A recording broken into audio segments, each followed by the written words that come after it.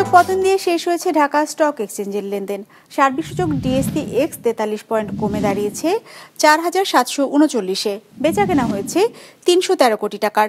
লেনদেনে অংশ নেওয়া প্রতিষ্ঠানগুলোর মধ্যে দাম বেড়েছে 67টির, কমেছে 276টির, আর অপরিবর্তিত আছে 54টির দর। এবার বাজার নিয়ে বিশ্লেষণ শুনবো সিটি ব্যাংক ক্যাপিটালের।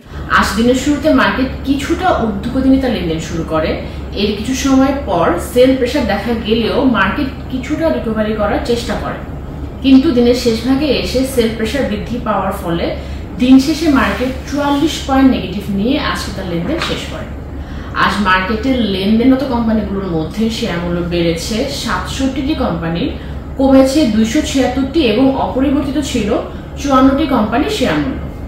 আজ মার্কেটে টোটাল টার্নওভার ছিল 313 কোটি টাকা এবং চলতি সপ্তাহে 3 দিনের এভারেজ টার্নওভার ছিল 331 কোটি টাকার মতো।